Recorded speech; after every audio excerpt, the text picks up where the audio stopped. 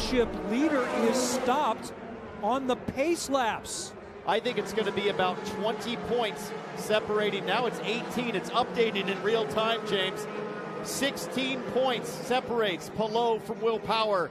We've just got word we are 1 to go at the line. Palou's about to go a lot of laps down. Keep an eye on Power. Red, white, and black Verizon car, and there's no start. Oh, big crash! Power got through. Okay, go for it. Joseph Newgarden out from pole position. Did someone go from behind? Keep an eye on that number 8 car and Marcus Armstrong. The two Ganassis came together and got into Newgarden. Will Power is 8 points back as they run, starting from second. Lundqvist, Rossi, Award. Let's go again from Milwaukee. And Rossi taking a look right down there on Lundqvist. Can he get him through 2? 3 wide behind them, and same old story. Connor Daly living up there in Schechterville, USA, in that third lane early. His teammate Roman Grosjean side by side with Santino Ferrucci there. Pato Award down low.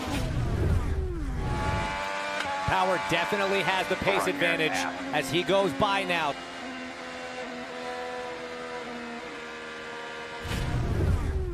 David Malukas is slowing. Mechanical issue. Time to go again for Milwaukee. That's Alexander Rossi in the papaya and white and black car behind. Third is Scott McLaughlin. Don't forget about Pato Award on the charge at 4th. Just looking at that left front wing here for Pato Award as we ride on board thanks to Aero.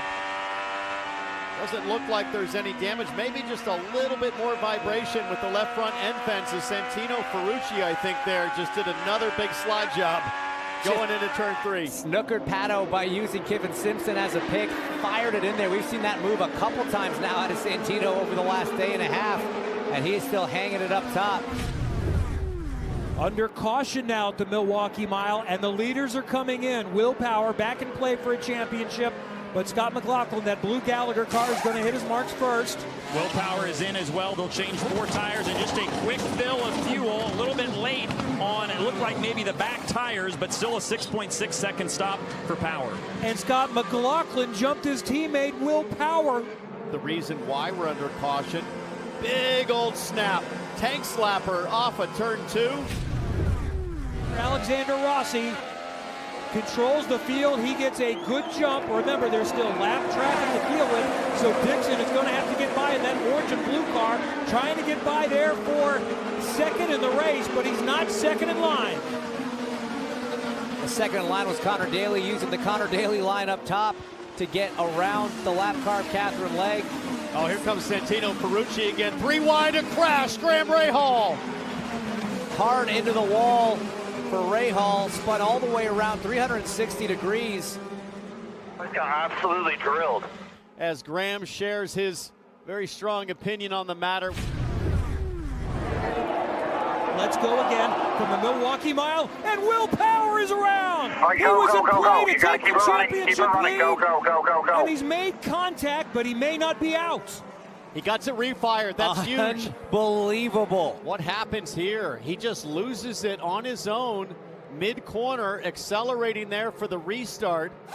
They've only got 1 set left. They probably only had 1 more stop to make, so they're going to put a set of used Firestone tires on here. They have front wing damage, so he is going to come down, but I believe we're going green next time by. I don't know if I like that call. If in fact it's going to go green, that's going to put Power deep into the clutches. And the start is not going to happen this time. Don't worry. The order was not correct. Will Power just Dodged a gets huge super bullet. lucky, but he's going to go a lap down here. Go, go, go. Seemed like it was thumbs up. I'm surprised that they made the replacement here. And now he's very out of position, Go, go, green, but green, the green, green green, flag's green, green. waving. Alexander Rossi takes them back to green. Scott Dixon is going to get by Connor Daly. Many laps down. That blue car is Scott McLaughlin. He is third in the race, but has some more traffic to deal with. Look at Ferrucci squeezing too high there as Christian Rasmussen will get a penalty. Look at Rinus VK, his teammate, up the inside of Kevin Simpson. For that last caution, Christian Rasmussen is going to be penalized, a drive-through, and Will Power is now in recovery mode. Well, this 3-pit crew has been on it all day long. This pit stop's going to take them all the way down to the end with 52 laps to go. It's going to be 4 tires, Shell fuel. We'll see what they're made of. And he It's down the way. Colton Herta shut down the inside line, but it's going to cost him. McLaughlin with the run up the inside. He'll have the point. Side by side. How close do you want it? They almost touch. McLaughlin to the front of Milwaukee, and Herta fights right back on the outside. Herta regains the lead. In the draft, he pulls out. Here comes Look at McLaughlin Will. He's there. He's got a wing with on the him. Cambridge on board. That's our view looking left. By himself. McLaughlin is clear. We got a yellow Stingray Rob in turn 2. Take another look there at the Stingray Rob incident, just high into those marbles. They're all coming for it. Okay. This is what we talked about with Scott McLaughlin, a late yellow. This could help him. He has extra sets. They're not stickers, but they put fresh tires and splash of fuel. He's down and away. Colton Herta amongst another taker, taking tires and fuel, and he is also down the way. 4.8 seconds for Alexander Rossi and Arrow McLaren. Here we go again from Milwaukee, and McLaughlin has a good jump. Dixon has a run on Rossi, and he zooms to second. Dixon is on the charge. Herta going around the outside up to third. I think that move from Dixon caught Rossi off guard, had to get out of the throttle, and now Herta on Dixon into 3, side by side. Does the Ferrucci. Can Dixon fight back on the outside? Both guys throttling it. I thought Herta was going to move up a little higher. They almost touched down the front straightaway. There's not much more historical than the Milwaukee Mile. In the IndyCar return, Scott McLaughlin has won again on an oval. Up next, it's the Big Machine Music City Grand Prix, Sunday, September 15th. Watch it at 3 p.m. on NBC. Welcome back to another episode of the Push to Pass podcast. I am Derik Vance, and of course, that was last year's Hy-Vee Milwaukee Mile 250, a new sponsor this year for the race. We'll unpack that. We'll talk a little bit more about what the Milwaukee Mile is going to have in store this weekend. We will take a look at the weekend schedule. We'll do a hot lap around the Milwaukee Mile, show you some of the past winners as we analyze and discuss. Myself, along with the other two co-hosts who I'll bring in here shortly, this weekend's Snap-on Milwaukee Mile 250. So we'll take a look at that. Joining us at the bottom half of the hour, pleasure from IndyCar Radio Network announcer Ryan Myrehn.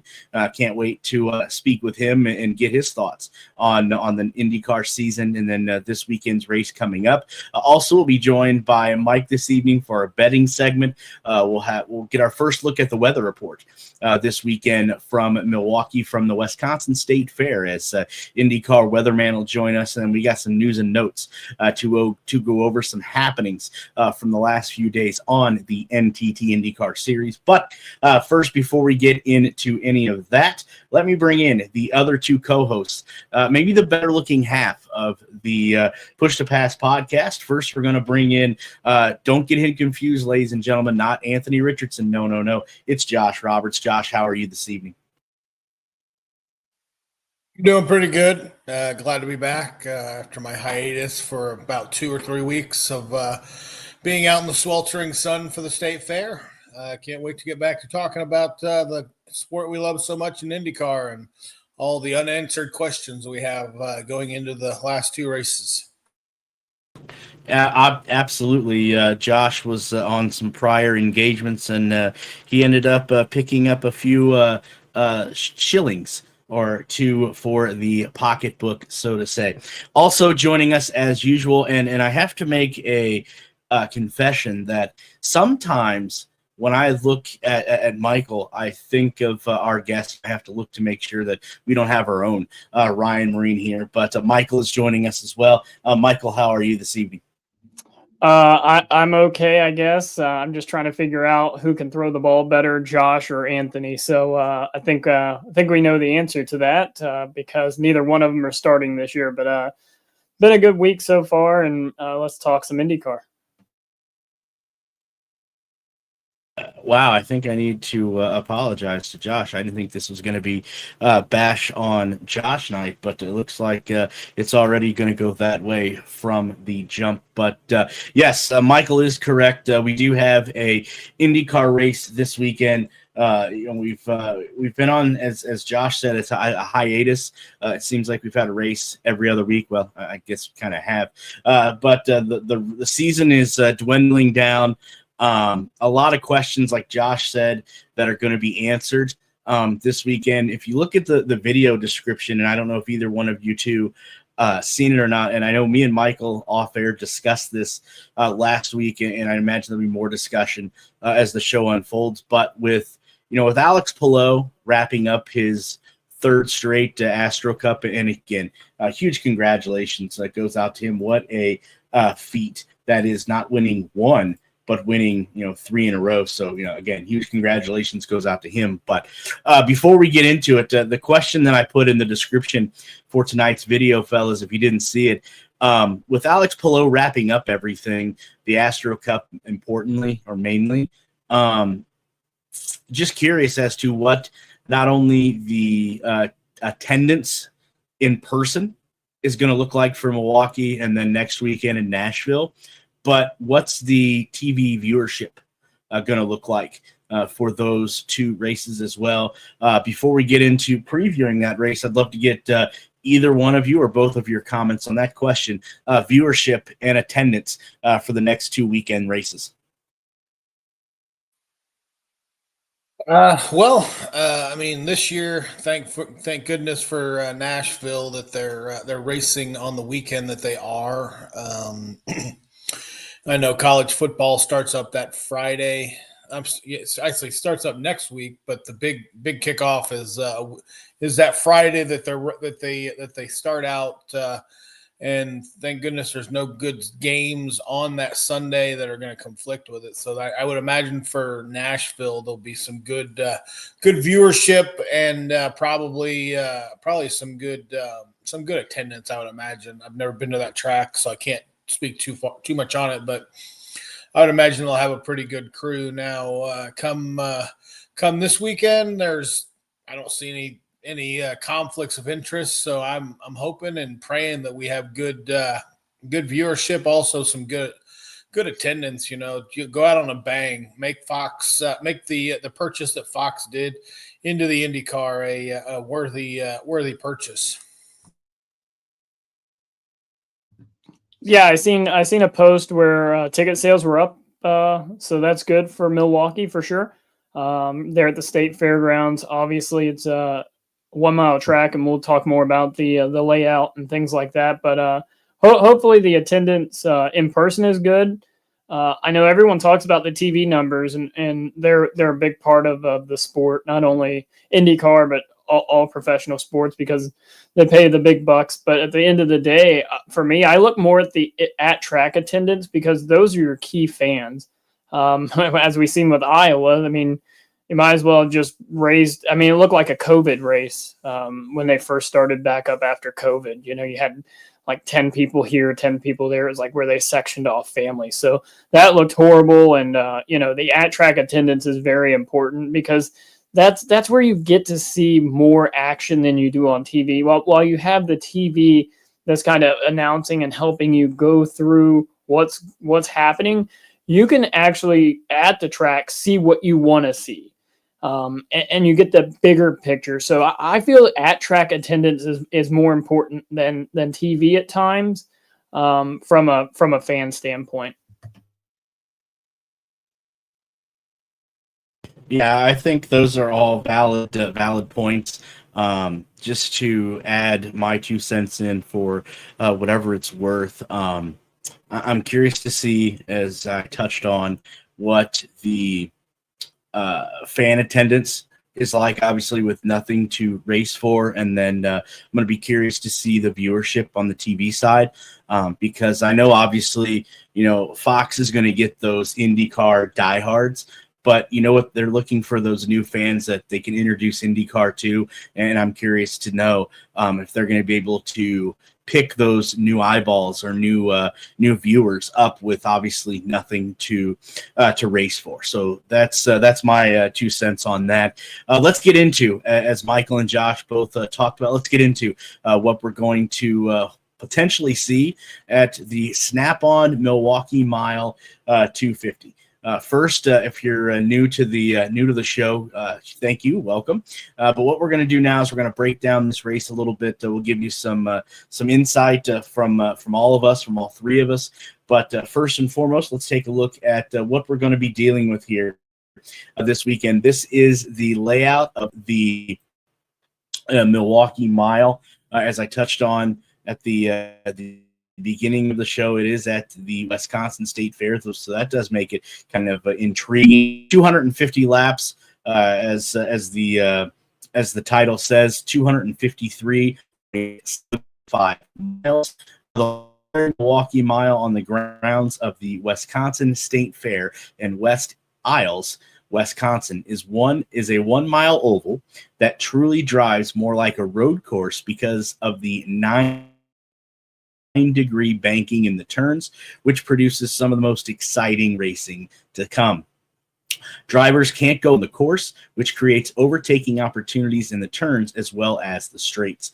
The mile opened in 1903, and little has changed to the configuration. Josh, Michael, anything else you want to add to about this 1 mile 9-degree banking track that again drives like a road course, but a lot of places here for overtake? I mean, as everyone knows, I'm an advocate for ovals. I just find the racing a little bit more exciting. So, but with it only being 1 mile around, this race may not take very long. I would say probably 2 hours, 2.5 hours max, depending upon your what is that? Your cautions and anything else that would be brought out. So, I mean, it looks like a straightforward oval, and we all know who loves to dominate ovals. But we'll see if he can maybe finish off the year with picking up one of the next 2 oval races. Yeah, I like Milwaukee. It gives a lot of passing opportunities. Obviously, we've seen the pre video that we played, the passes. I especially like Connor Daly, Santina Ferrucci, those guys that have a little bit of stock car experience seem to really prevail here. So it'll be fun to watch those two for sure this weekend coming up, because they make those bold, gutsy moves that you would in a stock car. So it'd be fun to watch those two for sure. Definitely worth keeping an eye on, as Michael said. What the weekend schedule does look like normally. We start things off on Friday, but as you see here, that is not the case. Now we're going to get things kicked off Saturday, August 23rd. All these times are Eastern Standard Time, so adjust for your time zone. 11 a.m., we're going to have first practice, a lot packed in on Saturday. And then following that, a couple hours later at 2 p.m. is going to be NTT IndyCar Series qualifying. And then 4:30 is going to be the Highline and final practice. We've seen that Highline practice at Iowa a few weeks back. And then Sunday gets everything, culminates to the race at 2 p.m. So pretty light and a quick schedule here at Milwaukee. I know we're used to having doubles at Milwaukee. I think we had a double last year, but just not going to be the case this year. So we're only going to have one race at Milwaukee. So as Josh alluded to, it's definitely going to be a quick race, unfortunately, because like I said, only being a mile and you have 250 laps. So pretty quick race there in just a few hours time. All right, some of the past winners that are going to be participating in Sunday's race. Obviously, you see right there, Palou Award in 2024. Scott McLaughlin in 2024 as well. Award won race 1. McLaughlin won race 2, as we've seen at in the Open. Then you had Will Power in 2004. Then you got to go all the way back to 2009.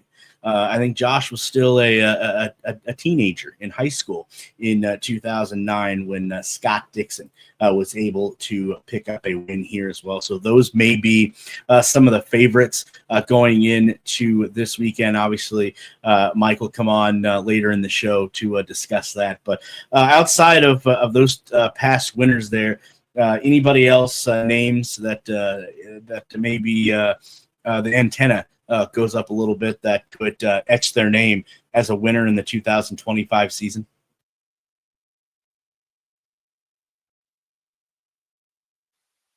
I mean, as we all know, Newgarden's the king of ovals, so he's always someone to look to. But Penske's not been having the greatest season, and that's an understatement. But my question is, how much do the drivers really care?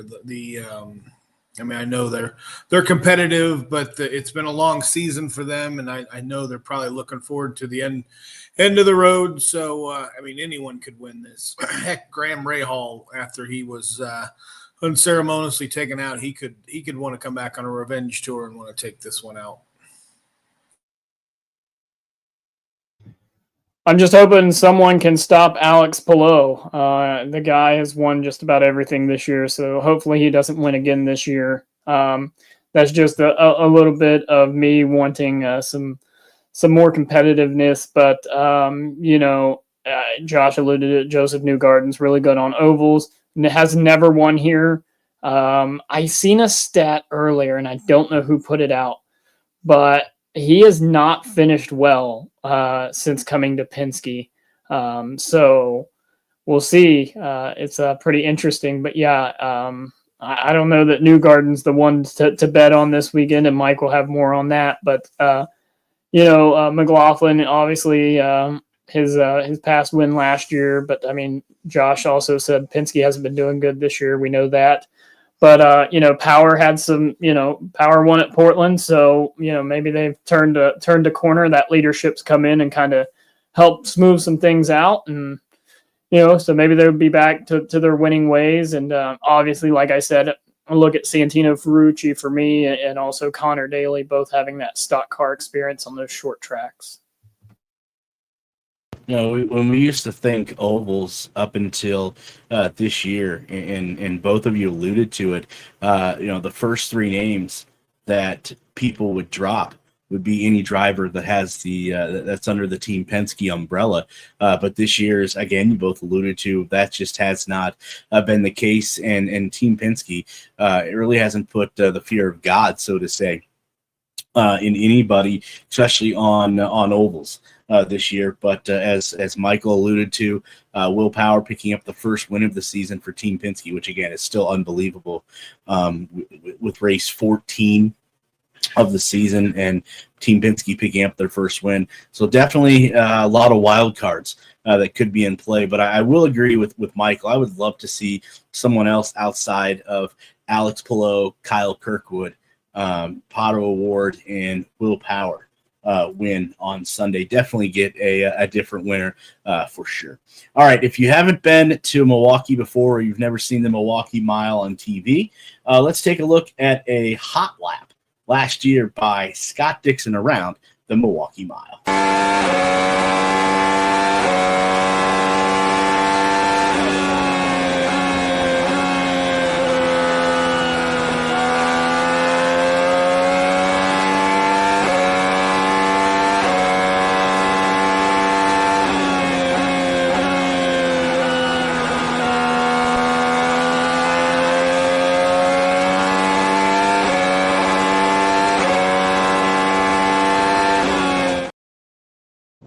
And like we said, Josh alluded to it a little bit ago, how quickly the drivers are going to get around and how quickly this race is going to tick lap by lap. And you see right there, riding along with Scott Dixon last year, how quickly the Indy cars do get around there.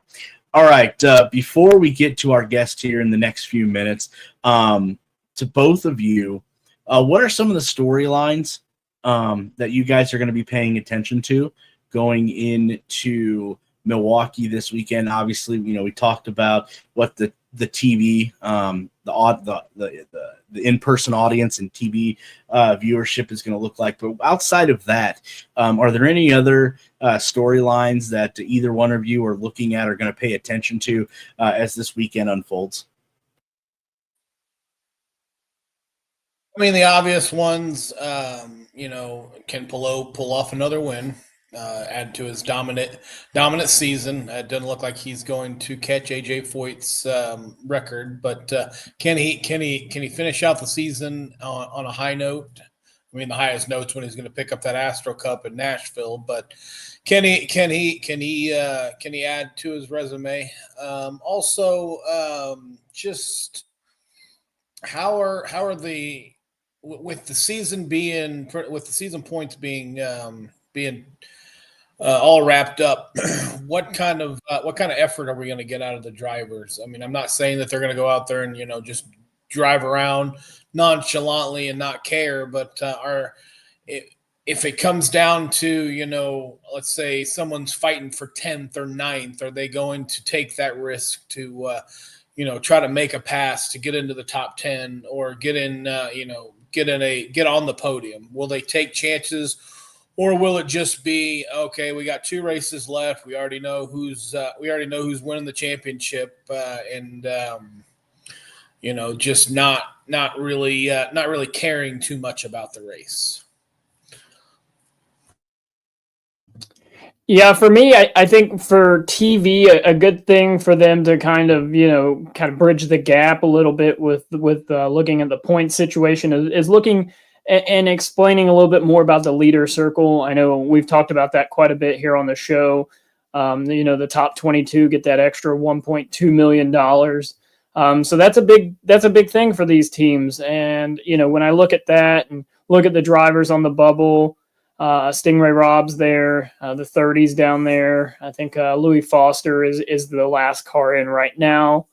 And then above him, I believe it's Nolan Siegel. So that would be a good thing for TV to kind of help the viewer and kind of help explain that a little bit more. And it would give them another talking point, because I don't feel like the fans know enough about it. And maybe some fans don't care about it, but there would be some fans like me, the nerdiness of me that would want to know about that and would love to have it explained a little bit more. And it's another talking point that TV can introduce. So for me, that's one thing I'll be looking at is the leader circle with 2 races left. I know it's pretty close. So yeah, we'll have to see how that goes. And then for me, looking at the lines, can that second and even third lane open up? Those will be things I'll definitely be watching. Yeah, definitely storylines to keep track of this weekend, and I think Michael brings up a great point about the winner's circle points, because we all know how important those are, and I think our next guest, who I'm going to bring in here, should be coming in right now, knows exactly how important those are as well. This gentleman obviously needs no introduction, but IndyCar Radio Network announcer Ryan Myrehn is going to spend a few minutes with us. First and foremost, Ryan, a huge thank you for taking a little bit of time out of your busy schedule on race weekend to join us. And for our audience, heaven forbid they don't know who you are, but can you tell them a little bit about yourself? Hey, Derik, Josh, Michael, thanks so much for having me on the program. Great to be with you guys. And yeah, sure, absolutely. I've worked with the IndyCar Radio Network now primarily as a pit reporter off and on since 2017. And it's been a culmination of a life's work to get to work with that group, but also work covering other forms of motorsports as well, primarily sports car racing, IMSA and SRO, and also Formula E this year and the last couple of years too on CBS. So keeps a guy busy. But love talking IndyCar. I'm an Indy native, so it's a special championship and a special series. And certainly it's been a unique season with the dominance of Alex Palou, but even still, it leaves us with plenty to talk about. Yeah, definitely. We were just, as you joined us, we were talking about some of the other storylines outside of Alex Palou that we're going to be keeping an eye on this weekend. But before we get to IndyCar, and you touched on a little bit, what got you into racing, and then maybe more specifically, what got you into the media side? Like you said, reporter on the IndyCar radio network, and then some of the other things that you do on the side as well. Well, thanks for asking. I'm from Indianapolis originally, and although my family moved around quite a bit when I was young, Indy was always home, and so consequently, racing is a big part of the city's identity. My dad was a big race fan. He's a mechanical engineer, so he loves cars in general, but race cars in particular. So some of my earliest memories are watching IndyCar races with him when I was a really little guy, and always followed motorsports throughout my youth. Other sports as well, but when I went off to college and I attended DePaul University just outside of Indianapolis, about 45 minutes or so west of Indy, I went there with broadcasting in mind. And as I spent time there, I realized, yes, I like broadcasting other sports too, but for me, racing is really the thing that gets me going. So I spent a few years working at a local radio station in Missouri, spent a couple more years working in sports radio in Michigan before moving back home to Indy when I got some opportunities in motorsports. And those have just gradually grown as the years have progressed. And it's been a really rewarding and gratifying journey to get to chase a dream like this and to get to do some really neat things across the width and breadth of racing. Believe it or not, Ryan, before we get in to discuss the 2025 season, because I would love to hear what you think about that. We've actually had some of your colleagues on the IndyCar Radio Network on here, Mark James, Michael Young, Jay Query. Can you tell the people that may not have the access that you do, what it's like working with all those individuals and then everybody on the IndyCar network as well? It is so cool, to say the least. And Mark in particular is someone who, it's a voice I listened to when I was a kid. I think his first Indy 500 on the radio network was 96 or 97. So I was born in 88. You do the math. I've been listening to him for a really, really long time. And actually, my first ever interview with him, he was, in addition to his broadcasting career, a high school football coach at Monrovia High School in Indiana, and that high school played in the same conference as a couple of the schools that I covered while I was in college. And so I had him come on my radio show in college first and foremost to talk about high school football, but then I kept him on for a couple extra minutes to chat about IndyCar racing too, because that was, of course, a mutual passion. So to get to call him a colleague, a mentor, and a friend is really special. And then you throw in some of the big characters like a Michael Young or a Jay Query, and it's a lot of fun off the air. If you think that group is fun on air, you should hear some of the conversations that happen in between sessions or in between races. But the amazing thing about working with the radio network is it's a case of the whole being greater than the sum of the parts. Everybody pulls together to make the broadcasts what they are. And I think especially in the month of May, especially for the Indy 500, the way that show comes together, it's just so special to be a part of it. It's something I grew up listening to as a kid, and to get to play some small part is as cool as it gets working in this industry. So it's a real thrill. There are a great bunch of guys, and it's a privilege, as I said, to get to work with folks like Mark and like Jake and Michael, Nick, and some of the other younger folks that are coming along here as well. Yeah, you guys, listening to you as I do, and I'm sure Josh and Michael will say the same.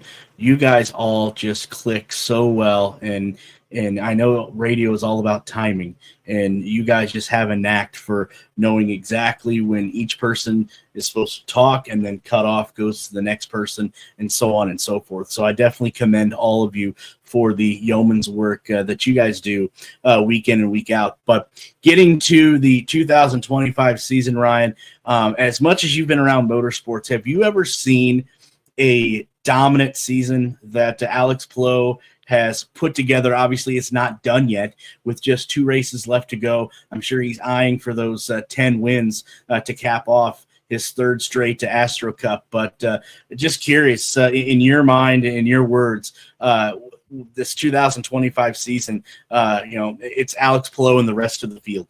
Yeah, certainly in terms of open wheel racing in the States, this is unprecedented. I think you could go back maybe to what Sebastian Bourdais did at the tail end of the Champ Car era, but it has to be said that was done against a diminished field that was nowhere near as competitive as what Alex Palou was up against here.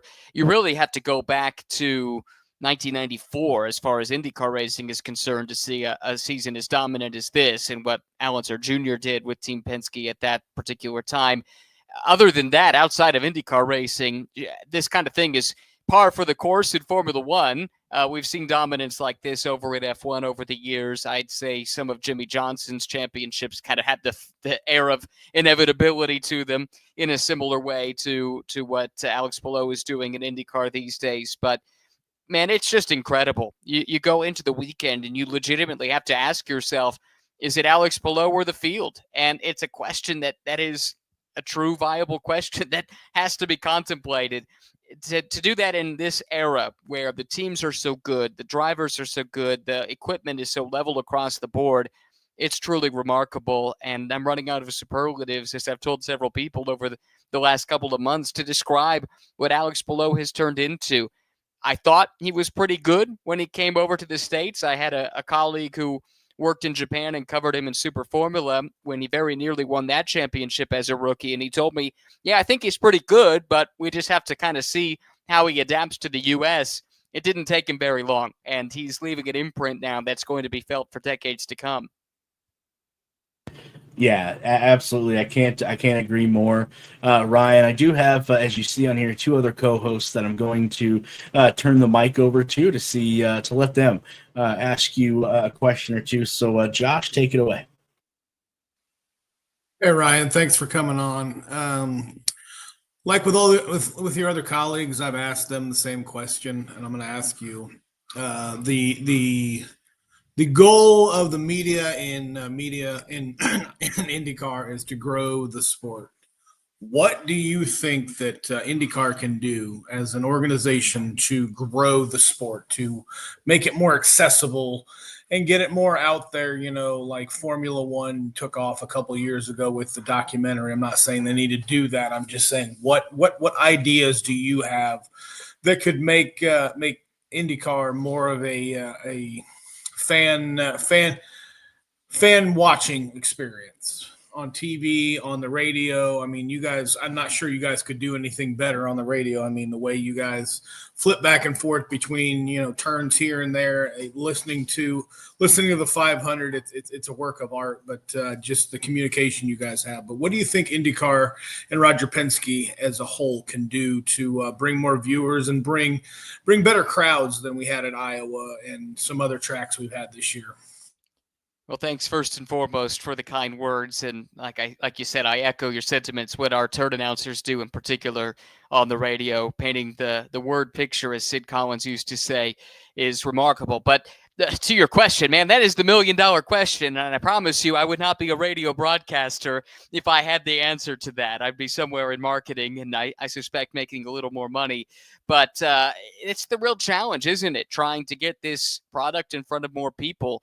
I don't think there's anything wrong with the product. I think the racing is excellent. I think the talent behind the wheel speaks for itself, and the personalities are there. But maybe that's what we need to latch on to.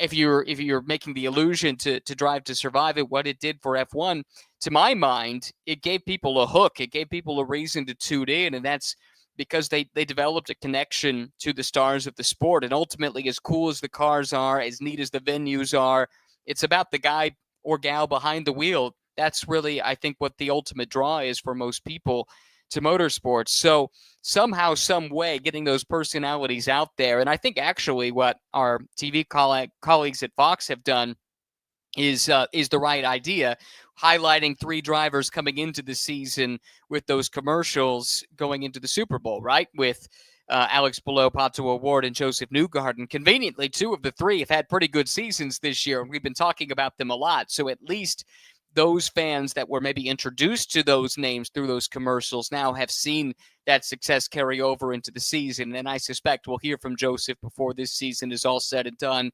But to me, it's all about creating the stars. And even before F1 did it with Drive to Survive, NASCAR was doing it extremely well. I mean, you look at the fans that would go around with the tattoo of their favorite driver's number on their arm, and they'd change the tattoo if the driver changed numbers, right? I mean, that's the kind of dedication that gets somebody tuning in week after week, emotionally and physically, in the case of the tattoos, invested in the sport and in their driver. So what Fox has done already is a great start, and I suspect now with their greater investment in the sport, we'll see even more of that, bringing some of the great personalities, and there are plenty of them inside of IndyCar. Bring those out, put them at the forefront, and give people a reason to tune in, because a name and a face, or a name without a face, I should say, that doesn't have the hook. But once you have the face, once you have the personality, and you have the connection, whether it's for or against, then you've got a reason to tune in. Thank you, Ryan. That's my only question. I'll defer the rest of it over to Michael. Thanks, Josh. Ryan, like Josh and Derik have said, thank you for joining us this evening. My one, I guess the biggest question I have is a lot of talk with Fox coming in about a playoff format. And we've seen kind of how it works in NASCAR, whether it's good or bad, it spiced things up. A lot of the drivers have been pro against it big time in the IndyCar series. In your opinion, does, whether it's a playoff format or something, does something need to change with the point structure in IndyCar, or do you think it's good the way it is? I will stress, first and foremost, these are my opinions. They do not represent the opinions of any employer I might have. So speaking for myself, I don't want to see any change. Admittedly, I'm of the old school, and I was drawn to the sport when it was a season-long championship across the board, and the notion of a playoff in motorsport was about as foreign as can be. I don't think we need to see any change. This year is so exceptional that it's the exception that proves the rule, right? The fact is, more often than not, and in the vast majority of seasons, we haven't needed anything like it. And we'd still have 2 or 3, sometimes more drivers going into the season finale with a chance to win the title. I don't think we should have a knee-jerk reaction to this year of dominance. Admittedly, it is the second time in the last 3 years that this has happened. But if you look at the long history of this sport, we just haven't seen this kind of domination in IndyCar with any kind of regularity, which would lead me to believe that we don't need to make any kind of drastic changes. But I'm not the one who's in charge of TV ratings. I'm not the one who's in charge of the bottom line. So others will have different opinions, I'm sure. However, I would echo what the drivers say. I think they want it to be the reward for an entirety of a season, and the efforts and excellence that's required of that, that should be rewarded. And I think even the guys in NASCAR would say the same thing, where a lot of them talk about winning races or being in the Final Four in the playoffs, but not necessarily winning the championship. That's the new benchmark for a driver, because there's so much out of your hands with the way that the NASCAR format works, that it's not necessarily the best driver over the course of a season that wins the title. I would like to see a season's worth of excellence rewarded, but again, it's not my decision to make, and others will have different rationale when they are ultimately making that call. Yes, as someone who follows motorsports in general, I love NASCAR. I actually grew up in North Carolina, so I was a NASCAR fan well before I knew what IndyCar was. And yes, I agree with you that the drivers have definitely been against the playoff format and its current feature.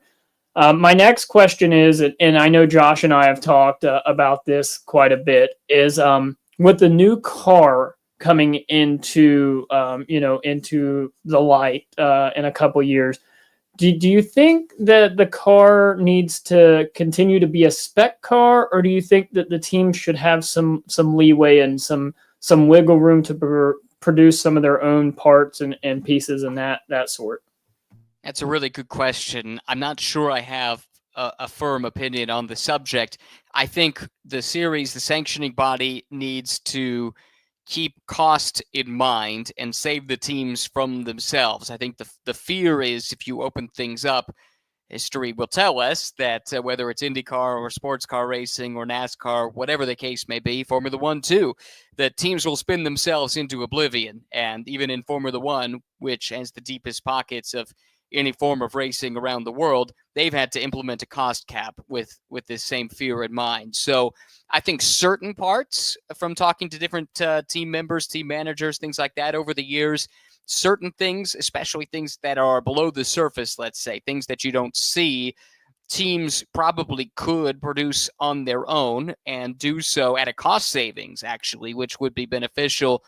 But in terms of opening up aerodynamic development, for instance, or to let the engine manufacturers have more freedom, I think that perhaps opens Pandora's box a little bit, where the spending could easily get out of hand. Now, that said, should the sport find itself in a healthier financial situation moving forward, and I don't think that's out of the realm of possibility, especially with the Fox investment and the potential that comes from that, then we can revisit this subject. But right now, enough teams are struggling as it is to make the budgets line up. Costs are already higher than they've been in a very long time. I mean, you got to really go back to the late kart era to before Champ Car to talk about budgets that have reached this level. And it's not engine manufacturers anymore that are subsidizing things the way that they were back then.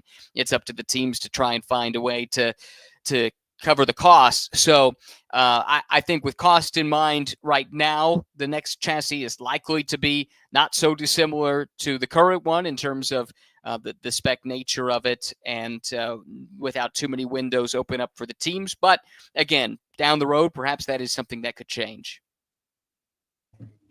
Well, like we've all said, thank you for joining us this evening. Of course. Ryan, before we let you go, I did mention that it is race week, so can't let you go without giving us a little bit of a preview of what you think is going to be in store for this weekend's Snap-on Milwaukee Mile 250 from the Wisconsin State Fair.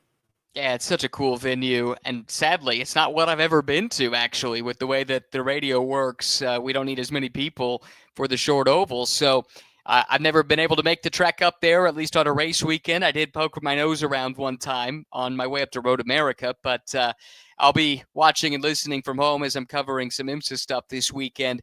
As far as what to expect, man, if last year's race is already indication, we're going to have a lot of fun, aren't we? Because the racing was really, really good. I think if you're looking for favorites, probably something out of the trio of Newgarden, McLaughlin, and Pato. They've kind of been the short oval masters over the years. I heard you guys talking about Newgarden's relative struggles at Milwaukee last year, but he's had good runs in the past, and I would say those two results were aberrations. I would think those three are probably their favorites for a race win, but if you're looking for maybe more of a dark horse, you guys kind of brought up Ferrucci and Daly already. I think that's a really good shout. They were awfully strong here a year ago. Daly with that podium in particular comes to mind. Will Power's been awfully good at Milwaukee over the years. And, we can't discount Alex Palou, can we, with the season that he's had? It would be foolish not to bring his name up. Scott Dixon as well as a past winner. I think the winner is likely to come out of that group, but hey, you don't know. And even on a season that's been as dominated by one driver as this one has been, the beauty of IndyCar is on any given weekend, you can have a surprise pop up, and you just don't know what to expect until you arrive at the racetrack and really until the checkered flag falls. So I'm really looking forward to it. I love this track. It's got great history, some really good races there over the years, and I'm hopeful that the crowd will be strong. I'm hopeful the TV numbers will be strong, and that Milwaukee can retain a place on the calendar for many years to come. Ryan, as I opened, huge thank you for joining us and giving us your insight, not only in the 2025 season, but giving us a little bit of a preview of what this race weekend is going to look like from your perspective. Again, huge thank you. Definitely love to listen to you and everyone else on the IndyCar Radio Network. As you said earlier, the picture that all of you paint is second to none. So again, Ryan, huge thank you for joining us. We'll talk again soon, and and maybe we'll see each other in Nashville in a couple weeks. All three of us will be down there for that race. Very cool. Derik, Josh, Michael, thanks so much for having me on. Really enjoyed chatting IndyCar with you, and keep preaching the gospel. It's a wonderful sport, and we just need more people to be paying attention to it. So what you do just keeps adding to the ether, and hopefully people pay attention. Yep, Ryan, that's all we can do. So again, huge thank you for joining us, and we'll talk again soon. Take care. All right, that was Ryan Myrehn of the IndyCar Radio Network. Go check him out and listen to the other announcers there, just because, like we talked about, we're not just, blowing smoke up your rear end. The picture that all of those announcers paint, from Mark James, Davey Hamilton in the booth, to Jay Query, Michael Young, Nick Yeoman, Ryan Myrehn, and the rest of the group there on the IndyCar Radio Network are definitely second to none. All right, before we get into Josh's favorite segment, and no, it's not an interview with Stingray Rob. Before we get into Josh's favorite segment, let's take a look, or let's thank rather, a few sponsors that make it possible here on the Push to Pass podcast to come to you week in and week out. First and foremost, Always Ready 1776. For all your patriotic apparel, headwear, and more, go check out Always Ready 1776, and you can find them on the web at alwaysready1776.com. And if you do choose something that you would like to purchase, as always, remember to use that promo code that you see right there in the middle of your screen, Push to Pass, for 10% off of your order at Always Ready 1776. New sponsor to the Push to Pass podcast is Diane's Landscaping. For tree service, fertilizing, topsoil, grass cutting, garden cleanups, hedge trimming, garden weeding, controlling lawn aeration, and more, go check out Diane's Landscaping. You can find them on Facebook at, again, Diane's Landscaping, or you can call 419-770-2332, and that is Diane's Landscaping. Last but certainly not least, Get 'em Associates. For all your home design, build, and remodeling needs, remember, it's Get 'em Associates. And you can find them on the web as well at getem.com. And if you do choose to use one of their home services, remember to use the promo code PUSH2PASS down there at the bottom of the screen for $250 off any design service. Go check them out at Get 'em Associates. Thank you to Always Ready 1776, Diane's Landscaping, and Get 'em Associates for being proud sponsors of the Push to Pass podcast. All right, getting back to talking IndyCar, because obviously that is what we all love to do. We're waiting on Mike to do our betting aspect of things here on the Push to Pass podcast. But before we do, I want to get Michael and Josh's thoughts on the interview that we just did with IndyCar Radio Network announcer Ryan Myrehn. I always love doing the interviews with the IndyCar Network. We can't get the big guys from Fox to come on. Will Buxton is a little bit above our bar. We're trying to get up there, but having those guys on, I don't think there's been one that's been on that hasn't been fantastic as a guest. We have Jake on probably multiple times a year. Mark's always a good listener. He's not a listener. He's always a good listen.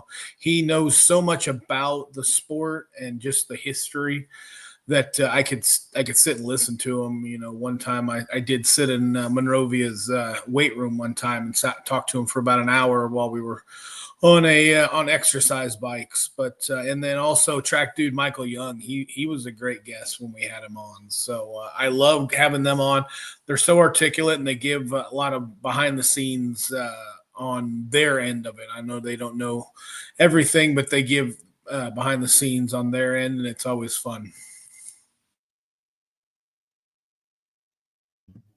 Yeah, I think Ryan had some great points. We had some good questions for me. Had some good responses to kind of help bridge some of the gaps there and give his thoughts. And like Josh said, it's always good to have a guest on that has some good insights and has some good thoughts that we can all bounce off ideas together and like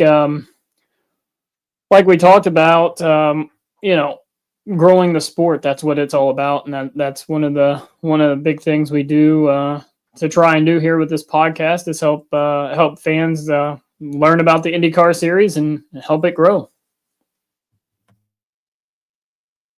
Yeah, I think both of you are absolutely right. And if you did happen to miss our interview with Ryan, you can always go back on YouTube and go back through the show. Or as we've been talking about the last couple of weeks, the Push to Pass podcast has been put in audio version. So you can go to your favorite podcast outlet, if that's Apple, Spotify, iHeartRadio, Amazon Music, wherever you get your find the Push to Pass podcast on there just by searching Push to Pass.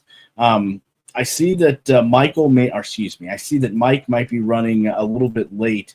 So Josh, would you be able, and if not, we can go to the news and notes, but would you be able to handle the betting aspect here for a few minutes? Try. I just pulled up on Caesars, which is my favorite app, to try and look at some of the. I mean, as usual, they don't have any matchups or anything going on yet. They just have the bets on the odds on the drivers. Palou is your favorite at plus 235. One that sticks out to me is even with all that Joseph Newgarden and Penske has been through this year, he is the second best odds at plus 350 to win. McLaughlin comes in at plus 600. A good one that I'm looking at, and just because he's been right there every once in a while, is Colton Herta. He's at plus 850. That might be a good one. Or Scott Dixon at 1,200, plus 1,200. I mean, everybody else I'm looking at. I mean, Kirkwood's at plus 1,600. Once you're getting to 1,600 or better or worse, those guys are not going to have very good chances. Dixon, like I said, Dixon's at 1,200. So if I were a betting man, and the last time I said this, I won money. I would take Pato at plus 600, and I would also throw a little bit of money on Colton Herta at plus 850. So those would be my two picks, either Pato at plus 600 or Colton Herta at plus 850. Good stuff. Can't wait to see what these odds when they do officially come out. And as we always say, make sure you're paying attention to Mike's Twitter, and we put that down there week after week because, again, he knows his stuff. And with football right around the corner, Josh said if he was a betting man, I want to bet today. So maybe I need to follow Josh's advice there and put some money on those drivers, but we'll see how all that works out. But again, pay attention to Mike's Twitter, Indy_bet, for all your betting needs this weekend. Speaking of this weekend, let's take a look at what the weather forecast is going to look like. And none other than the official Push to Pass podcast weather man is joining us. IndyCar Weatherman, again, good to have you back. And it looks like from your early prognostication, yeah, that's a big word, prognostication. Looks like we're going to have a great weekend ahead in store. Yeah, so far everything's looking pretty good. One kind of area I'm keeping an eye on. We've got Saturday and Sunday events, but we got to back up kind of one day and start with Friday. So there's a cold front that's going to come through on Friday, which might have a few rain showers with it. And right now it's been basically the signal's been it's going to come through late Friday and then maybe into the overnight hours. So what I'm watching for as we get further through the week is to see whether or not that may linger up a little bit into early Saturday morning. And my concern there is, of course, normally it wouldn't be a big deal, but we have that 8 a.m. first practice session scheduled, 8 a.m. local. So, if there's a little bit of moisture still lingering around in those early morning hours, it's just something we'll need to keep an eye on. And then otherwise, the rest of the day is good to go. So it's not like a rain out type rain shower or anything like that. It's just if we have some lingering light moisture out there that might impact that 8 a.m. session. So the rest of Saturday's good. Sunday looks great. We should stay in the 70s both days. So, we ran a pretty hot race last week or 2 weeks ago in Portland, and now we kind of go in the opposite direction and we get pretty good temperature forecast. So bottom line is possible showers late Friday, and then we'll keep an eye out on that timing if it could kind of creep into Saturday morning, but then we should be dry and cool the rest of the way. With all of the weather data and analysis that you can get your hands on, do you see any reason whatsoever for the forecast? And I know I ask you this week in and week out, but for the forecast to change between now and 2 o'clock on Sunday when the green flag drops? I don't right now. So everything still looks pretty good. Once that front goes through, we get into some more stable air. It's a little bit drier, a little bit cooler. Maybe we'll see some clouds in there. I might have to add clouds in the forecast, but for now it looks dry. And I don't see anything that would, cancel events or move events around. It's just right now I'm really concerned about that 8 a.m. practice session as the only potential impact. And even that looks pretty sketch, like whether or not that's going to happen. It looks like everything's probably going to go on time or on schedule for now. So once we get into Wednesday and Thursday, we'll have a solid idea what's going to happen Friday, Saturday, and then we move into Sunday, once we kind of get into that 72 to 48 hours out. And the forecast models, right, that we look at to do a much better job the closer we get to the event. So again, as always, if something were to happen and you had to update your forecast, where can people find that potentially updated forecast at? Yeah, so I'm posting on Twitter/X. I've got an account over on Instagram Threads, and I throw some stuff over on Blue Sky too. So any of those platforms, whatever people are using, and if you just do a search for IndyCar Weatherman, my account should come right up. All right, Weatherman, as always, and all season long, tremendous work. Definitely enjoy getting a first look at what the forecast is going to bring us this weekend. We have one more race to go, so we will hear from you in about a week or so. That's right. Sounds good. One to go. You guys have a great night. Thank you.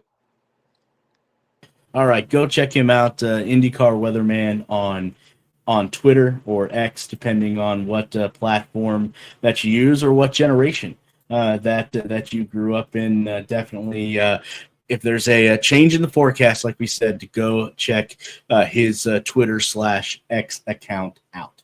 All right, just one more segment before we drop the checkered flag on another episode of the Push to Pass podcast, and we do have a couple news and notes from around the NTT IndyCar Series. First one that we have, and I know this might be Josh's favorite Michigan man of all time. No, not Charles Woodson, but we're heading to Nashville next week. This comes as no surprise. I think we've talked about this before, but Josh's man crush, David Portnoy, is going to be attending the NTT IndyCar race, but not as a spectator, yes, and as a celebrity. But if you didn't know, yesterday it was announced that David Portnoy would ride in the fastest seat in motorsports at the Nashville finale. So I know how pumped and thrilled Josh is for this. So I will let him talk about maybe potentially, if he plays his cards right, be able to meet his Michigan man crush. Yes, Dave Portnoy is a huge Michigan fan, and he is not brash about. He is not bashful about it. He will tell you he is, but he's also a Red Sox fan, and I can't stand that. But he is also a Fever fan, so we could talk to him about Caitlin Clark and that. It's exciting. That's a good get for IndyCar to be able to get him in. And Derik had a good idea. Maybe while he's going around, he could eat a piece of pizza and from a local establishment somewhere near the Milwaukee Mile, and once he gets out, he could give his rating on it. But that's a good get for IndyCar to get Portnoy. He's got a huge following with Barstool and all the affiliated Barstool sports people that are out there. So I think that's a step in the right direction. Get more of those celebrities, get more of those. I mean, it doesn't have to be like a Clooney or a Brad Pitt. It could be, a big influencer out there, or maybe you could get Jim Tressel to go around. Maybe, I don't know. I don't know if his heart would take it, but get those celebrities out there. It'll be fun, and I can't. Maybe I'll get him to sign a little mini helmet while we're there if I can get him to talk to me. No, Ohio State people, please. No Ohio State people. No. No, I'd say it is, Josh. You're right. It's a great get for IndyCar. Someone with that popularity, that following to come in to the sport, whether it's riding in the two-seater, throwing a green flag, just their presence, their social media will, help bring people to get at least eyeballs on the sport, and then they can, look at it and see if it's something they want to, follow. So those big stars like that, you're right, are great to get, some eyeballs on the sport. Jim Tressel, I don't know, he might have 2 followers on social media, so we don't need any of the Ohio State people coming over. First off, we're not going to bash the senator. Second off, him and Urban Meyer, I believe, are undefeated against the team up north. So just keep that in mind. But yes, not a college football show. But yeah, no, you never bash the senator or the sweater vest ever.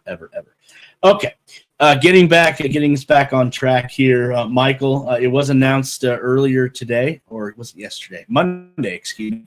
That this gentleman right here, Marcus Armstrong, has now signed a contract extension that will return him to Myrehn Racing in the number 66 Route Sirius XM Honda for the 2026 season. So, Michael, thoughts on Marcus Armstrong being able to have another season?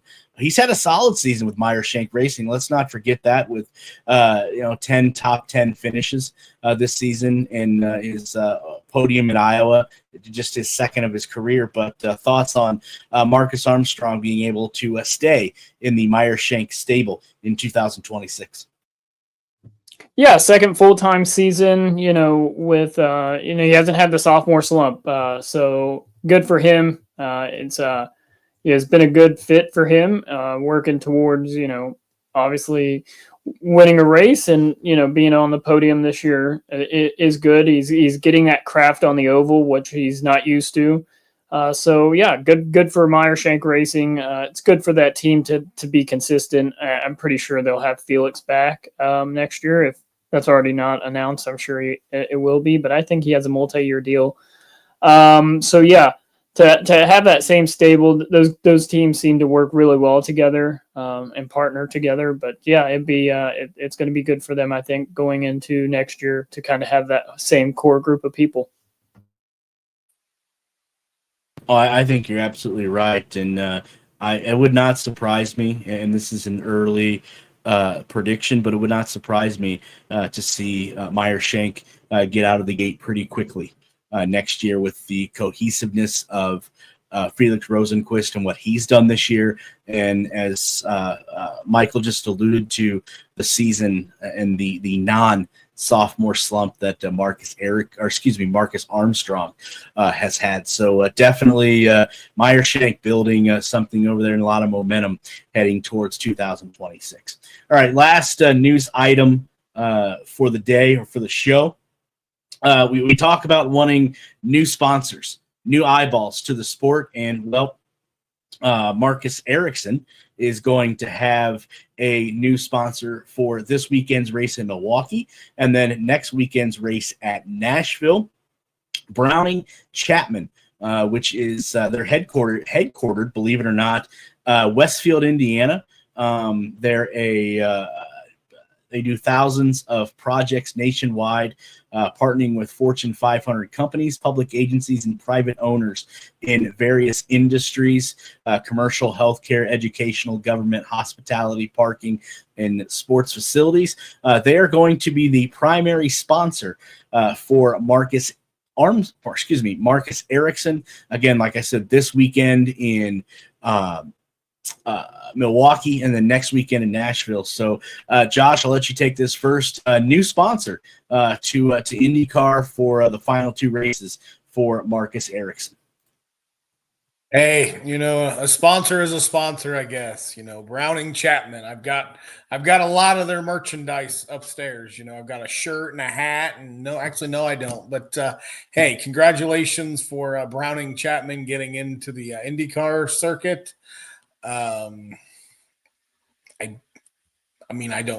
This doesn't excite me. I mean, it's another sponsor that if you didn't explain to me who they were, I would never have known. Even living here in Indianapolis, I would not have known who they were. But it's more money for that team, and it's good. Just going back to our previous talk about the Armstrong getting an extension, getting a new contract. Who would be a good sponsor for him? Axe Body Spray, because that kid is still in high school, and I think his mom had to sign his contract for him because he's not old enough to sign the contract. He looks so young. Josh, I'm with you on this sponsor deal. I had to go on and read what they were about, and it looks like they got connected with Andretti Global by restoring the concrete flooring surface in the new shop. So that's about all I know about the company. And like you said, it is a new sponsor. But what's it gonna really do? Like, it's not like a traditional fan is going to be able to go and use this service really. And those are the sponsors I think back to years previous that we had in IndyCar and in racing in general, is those sponsors that you could go and get something from the team, or you could support your team. You felt like you were a part of the team because you bought something at Menards, or you bought a Coca-Cola, or you bought some Snap-on tools. You felt a part of the team by having that stuff. And Browning Chapman, I don't have any floors needing redone currently, so they're not going to be high up on my list of people to contact lately.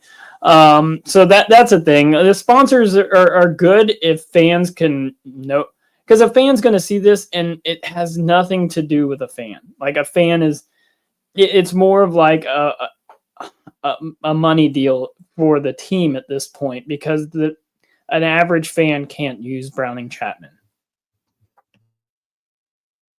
All right, so what I gather from this last piece of information or news before we get on and out of here, two things from Josh. One, I know he has a Browning Chapman bobblehead. He has bobbleheads of every sort of sport, league, whatnot. So I know he has one of those. And two, just by listening to how excited Josh was talking about Browning Chapman, he has a sports arousal about Browning Chapman. I can see this already. And Michael is just as enthused when he needs flooring done or concrete in his mansion where he lives at. You know who's going to be first on his list to call? Yeah, you guessed it. Browning Chapman. So that's what I gather from that. All right, fellas, is there anything else before we drop the checkered flag on another episode of the Push to Pass podcast that we need to discuss or go over before we get on out of here on this Tuesday? Not that I can think of. Just excited to watch Milwaukee, and in a couple weeks, excited to be in Nashville. Yes, actually, one thing that Derik, you actually kind of brought it back to my attention. I was on X over the weekend. Maybe it was last week. I don't know. Recently, and someone posted on there looking for Kyle Kirkwood merchandise. And they were on the IndyCar.com store. And there was 4 pieces of merchandise on there for the driver who has the second most wins in the series. That is a problem. I don't know who needs to pick up the pieces there or put the pieces together, but someone in marketing or licensing or something needs to get the ball on the roll or the ball rolling when it comes to merchandise on the store. Because we've been at the track, there's honestly, the merchandise is skimp this year. Indy obviously had a good selection because it's Indy, but when we were in Detroit, it was not there. So the merchandise is what fans want to support their driver. Is kind of the sponsorship thing. You brought it up with Browning Chapman. They're not going to go and make a special uniform for the fan uniform jersey for the fan for Browning Chapman. So, and that's another hard thing with the bouncing sponsors. How many different sponsors has poor Marcus Ericsson had this year? So, but the merchandise is one thing that you can, cross brand, like the Andretti Global brand. They have the boxy square, with the number and the name plate, and then they have the flag. Like, you can do that, but like there's just not enough merchandise, and fans want that stuff. And when it's not available on the store, and some fans don't live close enough to a race to get to because IndyCar isn't in certain areas. So those are things that IndyCar, hopefully Fox can help address as well, because they can see the potential of those kind of sales.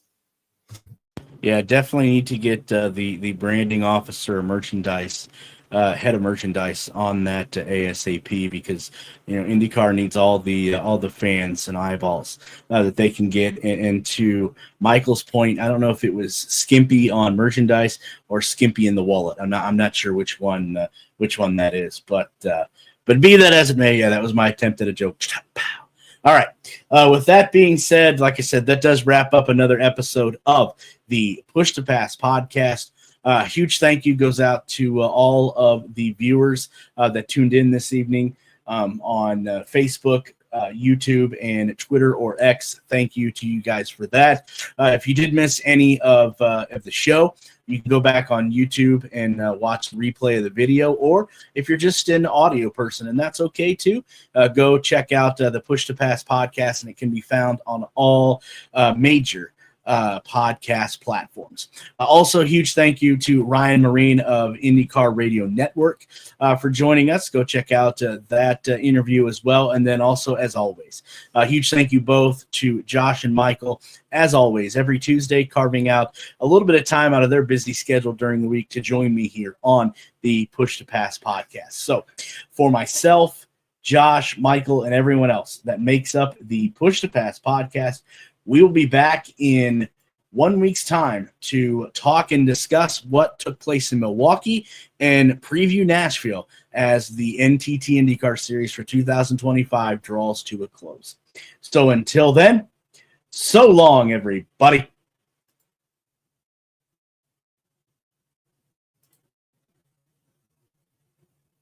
The NTT IndyCar Series is back on track. Howard takes a look to the inside into turn number 1. The battle for the race lead is on in turn 2. Crew goes to work. The crew will put a full round in that front. Way down and away. 6.1 seconds. Award. He gets around Arenas VK. That final lap car, as does Will Power. It's mano a mano from this point on. Listen to the NTT IndyCar Series at the Milwaukee Mile. live this Sunday.